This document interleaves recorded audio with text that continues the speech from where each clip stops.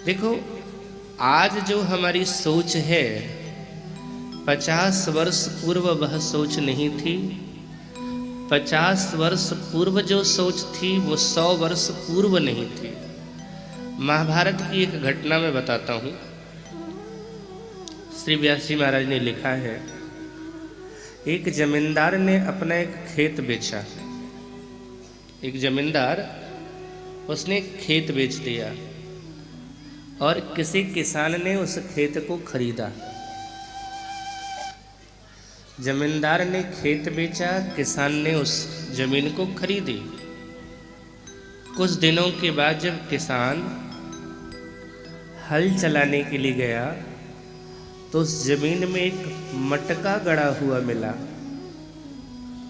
और जब उस मटके को निकाला उसने तो सोने से भरा हुआ मटका था, वो सोने की असरफियों से। अब उस किसान ने विचार करना शुरू किया कि यह मटका मेरा नहीं है, क्योंकि मैंने जमींदार से खेत खरीदी है, ये मटका नहीं है। मटका मैंने नहीं खरीदी है, इस मटके पर मेरा अधिकार नहीं, इस धन पर मेरा अधिकार नहीं है। ये तो जमींदार का है, खेत उसका है, उसको दे देना चाहिए। तो वो पहुंचा जमींदार के पास। महाराज, आपने जिस खेत को हमें बेचा है उस खेत में यह धन मिला। आपके पूर्वजों ने शायद इसे रखा होगा, इसे आप स्वीकार कर लें। जमींदार ने कहा, नहीं नहीं, ये मेरा नहीं हो सकता। देखो कैसा विचार था उस समय। जमींदार ने कहा, नहीं नहीं, इस धन पर मेरा अधिकार नहीं है, क्योंकि यह अगर धन मेरा होता तो जिस समय यह खेत मेरे पास था उसी समय मुझे मिल जाता, या मेरे पूर्वजों ने बता दिया होता कि यहाँ पर धन गड़ा हुआ है। ये तो मैंने खेत बेच दिया और खेत बेचने के बाद तुम्हें प्राप्त हुआ है। मैंने भी इस पर कई बार हल चलवाए, मुझे उस समय क्यों नहीं मिला? तुम्हें मिला है, इसलिए इस पर अधिकार तुम्हारा। क्या समय था बताओ? जिसको धन मिला है वो कहता है मेरा नहीं है, जिसका खेत था वो कहता है मेरा नहीं है। आज की स्थिति के बारे में विचार करना। अगर किसी को एक ही सिक्का मिल जाता तो तुरंत रख लेता, और जिसका खेत था वो तुरंत अधिकार दे देता, जमा देता कि मेरा है ये। विवाद बढ़ गया दोनों में, इसलिए नहीं कि संपत्ति चाहिए, बल्कि संपत्ति के त्याग के लिए विवाद बढ़ा। वो कह रहा है मेरा नहीं है, वो कहता है मेरा नहीं है। तो निर्णय कैसे होगा कि किसका है ये? तो बोले महाराज युधिष्ठिर के पास चलो। युधिष्ठिर जी के पास पहुंचे ये दोनों लोग, और दोनों ने अपनी अपनी बात कही। जमींदार ने कहा, महाराज अगर यह संपत्ति मेरी होती तो मुझे मेरे खेत में पहले प्राप्त हो जाती, लेकिन यह संपत्ति तब प्राप्त हुई है जब मैंने इस खेत को बेच दिया, इसलिए ये संपत्ति पर मेरा अधिकार नहीं है। किसान ने कहा, महाराज मैंने जमींदार का खेत खरीदा है, यह संपत्ति नहीं खरीदी। जमींदार के जीवन में धन का अभाव हुआ तब उन्होंने यह जमीन बेची। उन्होंने ये जमीन बेची है, संपत्ति नहीं बेची है। वहाँ पर भी दोनों यही बात कहने लगे। राजा ने कहा, ऐसा करो, जब किसी बात पर निर्णय नहीं हो पाता है कि किसकी संपत्ति है किसका है, आज के समय में भी अगर कोई संपत्ति हो और विवाद हो रहा हो तो उस संपत्ति पर क्या करती है सरकार? संपत्ति पर सरकार उसको अपने अधीन ले लेती है, रिसीवर नियुक्त कर दिया जाता है कि अब इसका देखभाल सरकार करेगी। तो युधिष्ठिर ने कहा, ठीक है चलो, इसको राजकोष में जमा करो, इस संपत्ति को राजकोष में जमा कर दिया जाए। संपत्ति को राजकोष में जमा कर दिया गया। समय बीतता गया, 50 साल बीत गए। 50 साल बीत जाने के बाद एक दिन मन में आया किसान के, मैं भी कितना मूर्ख हूं। अरे उस जमींदार ने तो खेत बेच दिया था, अब उस जमीन से अनाज निकले, वो सोना निकले, वो तो मेरा है। उस जमीन से अनाज निकलता तो वो मेरा, और जमीन ने अगर सोना उगला तो सोना भी तो मेरा है। नहीं नहीं, इस सोने पर मेरा अधिकार होना चाहिए। राजा के पास जाके कहूं कि यह सोना मेरा है, अन्न के जगह ये जमीन ने सोना पैदा किया है। उधर जमींदार के मन में भी ये भाव आया, अरे मैंने तो खेत बेचा है, सोना थोड़े ने बेचा था, हमारे पूर्वजों ने गाड़ा था। नहीं नहीं, राजा के पास जाकर के हमें इस संपत्ति पर अधिकार जमाना चाहिए। अब दोनों पहुंच गए एक ही साथ की संपत्ति पर मेरा अधिकार है। क्या समय था? एक समय यह था कि दोनों इस संपत्ति का त्याग कर रहे थे। आज ये दोनों संपत्ति को पाने के लिए फिर से पहुंच गए और राजा के पास ही पहुंचे और इतना दलील देने लगे कि नहीं, इस संपत्ति पर मेरा ही अधिकार है, मेरा ही अधिकार है। बिल्कुल विवाद की स्थिति आ गई। अब राजा युधिष्ठिर ने देखा कि क्या किया जाए, तो दोनों स्वजातीय थे। राजा के जमींदार की लड़की थी और किसान का लड़का था, दोनों का विवाह करवा दिया। बोले अब दहेज में ये सोना दे दो इसको।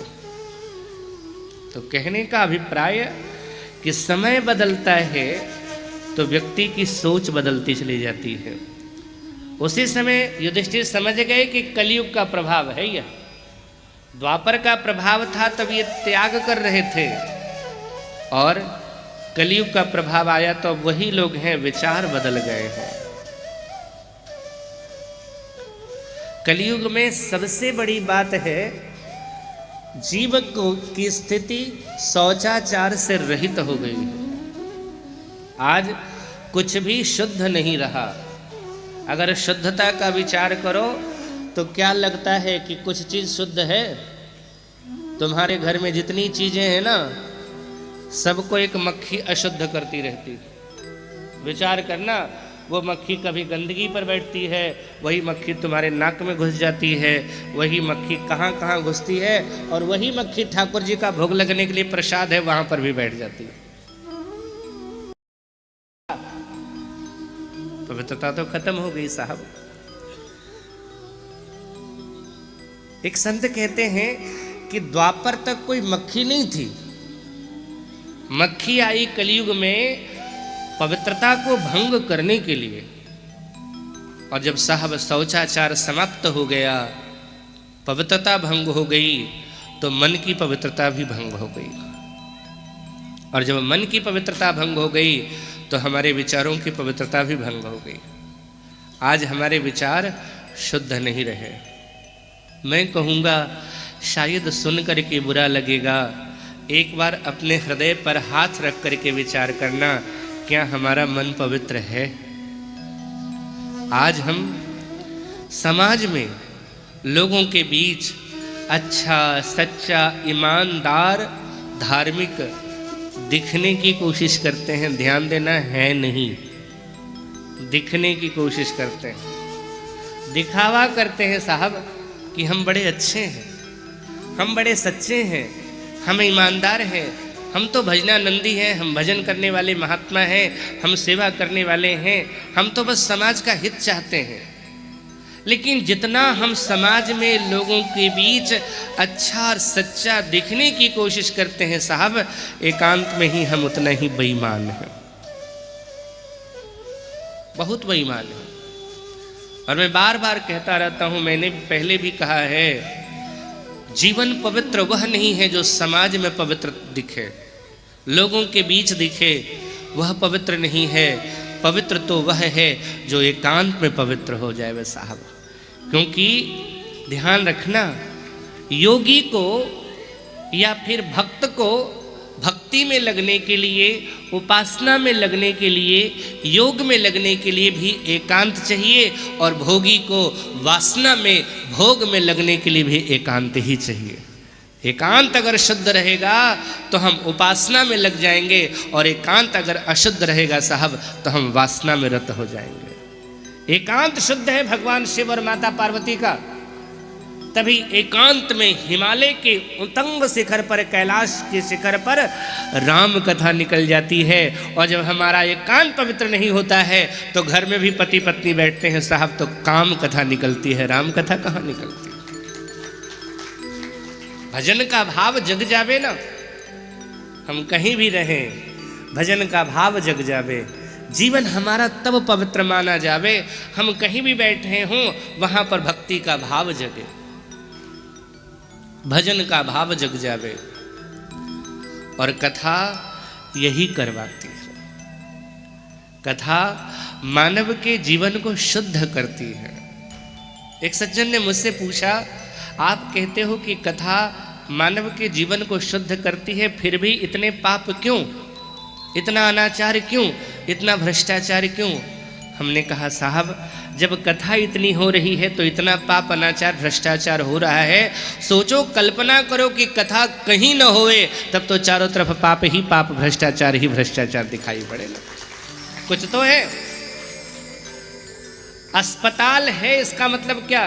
किसी व्यक्ति की मृत्यु नहीं होती क्या? मृत्यु होती है ना। गाड़ी में ब्रेक होती है, फिर भी गाड़ियों का एक्सीडेंट होता है या नहीं होता? अब कोई व्यक्ति कहे कि अगर एक्सीडेंट हुआ ही है तो ब्रेक का क्या महत्व है, लोग मर ही रहे, अस्पताल की क्या जरूरत है? अरे साहब, जब गाड़ियों में ब्रेक है, अस्पताल है, तब गाड़ियों का इतना एक्सीडेंट और इतनी मृत्यु हो रही है। कल्पना करना, अगर किसी गाड़ी में ब्रेक ही न हो और अस्पताल ही न हो, तब क्या स्थिति हो जावे। हाँ?